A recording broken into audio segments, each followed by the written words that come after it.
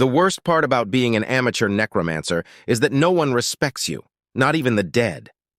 My older brother Joseph is practically crying over the phone, struggling to speak through great gasps of heaving, wheezing laughter.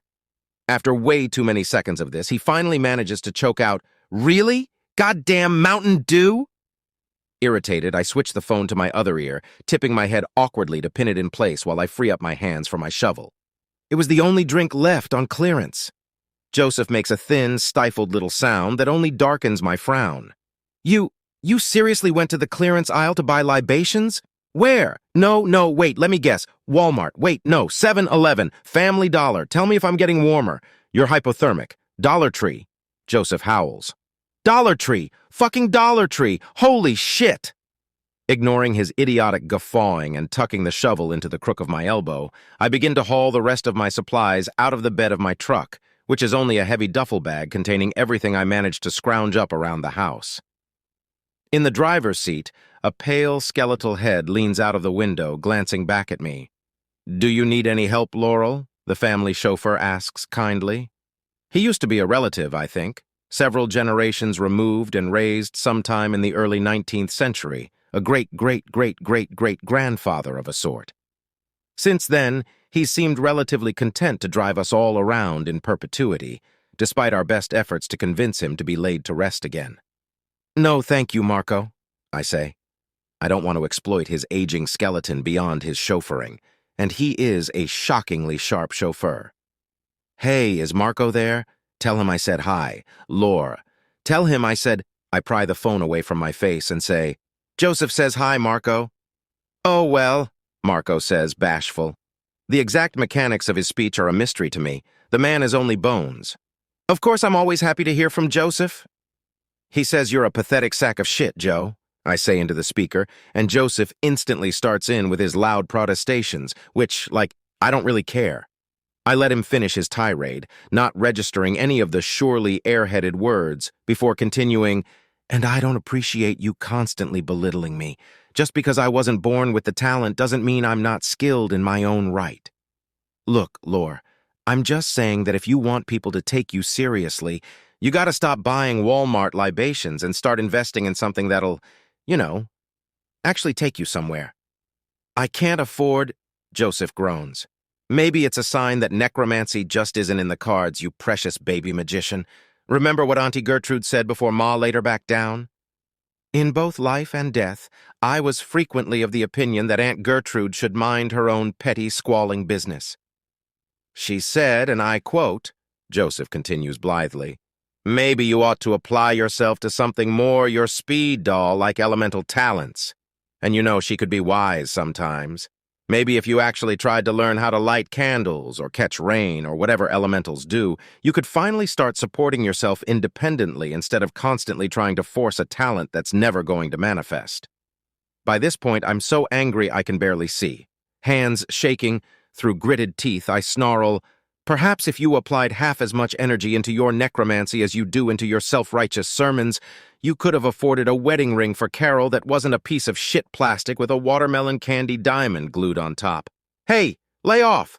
Carol and I—" I hang up as violently as possible without shattering my phone, then hurl it unceremoniously into the truck bed, sending it skittering across the grooved plastic. That utterly arrogant, narcissistic, unceasingly condescending— "Everything all right?" Marco asks, ever gentle, ever careful. His comforting fatherly tones make me soften against my will, and I take a deep breath, steadying myself. "Yes," I say quietly, lifting my duffel's strap over my shoulder. "Thank you." Marco starts to slide back into the car, turning away from me, but I blurt out, "Marco!" and he pauses, bleached white skull half-cocked in my direction. "Do you respect me?" I want to ask, but even the thought of voicing it makes my face burn with humiliation. I shake my head, dismissing it. "Never mind." "All right, have fun, Lore," Marco says, before disappearing into the car. A few seconds later, the crooning chords of Fantasie in C major strike up from the radio, his favorite CD.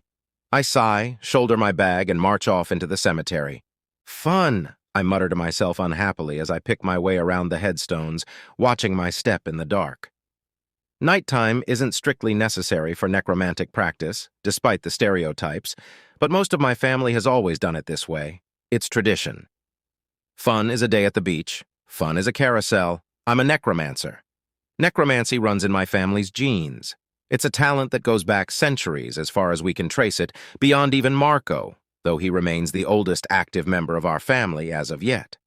We always give our relatives the choice to rise or rest after death, and oddly enough, most choose to rest rather than return. Marco is an aberration in that regard. Joseph and I, our parents' only children, both bear the responsibility of upholding the family's inheritance through our necromancy. Joseph is a lazy, boorish slob, receiving paltry under-the-table payments for street necromancy, as if it's some sort of party trick and not the perfect gift of our heritage. He makes animal bones dance for a cheap laugh, but applies his talent to little else. And I have never raised a single corpse at all, not for lack of trying. Ever since I was a child, I was obsessed with following in the footsteps of my parents, grandparents, and all my ancestors beyond them. To honor their legacy with my talent would be the greatest boon of all. My efforts have never yielded fruit. It's evident at this point that I have not had the gift of being born a natural necromancer, but any talent can be learned. Contrary to Joseph's belief, libations do not need to be expensive or refined to be effective. Take our cousin Samson's business, for example. He founded his own independent necromancy practice with little more than a few bags of potato chips and a liter of apple cider, and his raising rituals are some of the most infamous in the nation. No, the quality of the libations doesn't matter nearly as much as the intention of the necromancer, so my lack of progress in cultivating my skills must be no one's fault but my own. The penultimate problem with necromancy, what Joseph assumes as a baseline of reality, is that there has never been a recorded case of anyone learning the skill if they are not born with it. It appears to be a strictly genealogical phenomenon, unlike nearly every other talent in the world. But I refuse to give up trying. Perhaps my talent is simply latent or dormant, and all I need to do is study and practice the motions until it expresses itself finally. What is not possible is failure. I refuse to entertain the idea that becoming an elemental is the only avenue left for me to take, and Joseph can go drown himself in the sea. When I reach the middle of the cemetery, I choose a headstone at random. The identity of the corpse matters little, and set down my bag and shovel. This is a free-use cemetery where all people buried within it have given their consent to be raised by any necromancer who needs extra bodies for their work. It's an optimal practice ground for me. Unzipping my bag, I produce my libations, a liter of Mountain Dew, several packages of beef jerky, and an old Havdalah spice box I've borrowed from one of my Jewish friends for garnish. Other items within the bag include a pair of scissors, a spirit board and planchette, a bottle of spring water, and an ancient cracked hot glue gun. It never pays to be underprepared for a raising ritual. Next is where the shovel will be useful. Bracing my weight against the head of the shovel, I begin to dig out the upper layers of the grave, shuffling the dirt off to the side in as tidy a heap as I can manage. This is the most taxing part and will take me several hours. Luckily, the dirt here is soft and sandy, and the bodies are always buried without coffins and no more than 2 feet deep. 3 hours later, with my arms trembling and sweat trickling down my face, a considerable pile of dirt to my right, I've uncovered the corpse. A woman, interned roughly anywhere between 4 to 6 months ago, primarily skeletal at this stage. There are a few remaining scraps of decomposed flesh clinging to her ribs and the thicker meat of her thighs, but the worms have done their work well. I lay my shovel off to the side, then grab my libations. Intention. Focus. I center myself, breathing evenly, and begin. Bone of my bone, body of bodies, I offer you drink, I say, uncapping the Mountain Dew and pouring a shot of it over the woman's skeleton. Bone of my bone, body of bodies, I offer you food. I toss the beef sticks into the grave. Bone of my bone, body of bodies, I offer you stirring senses and bid you rise. I dump the Havdalah box's entire contents into the grave. Although the skeleton doesn't so much as twitch, I'm undeterred. I bid you rise, bone of my bone, I bid you rise, body of bodies. I bid you rise from that deathful rest. Please, I add after a long, silent pause, a bit desperately. Nothing.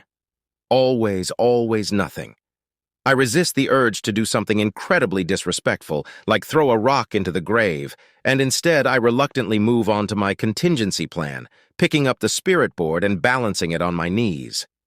The practical elements of spirit talking and actual physical necromancy are identical. Both require calling the essence of a person back into the mortal plane, whether this be ethereally or through the pre-existing framework of their bodily remains.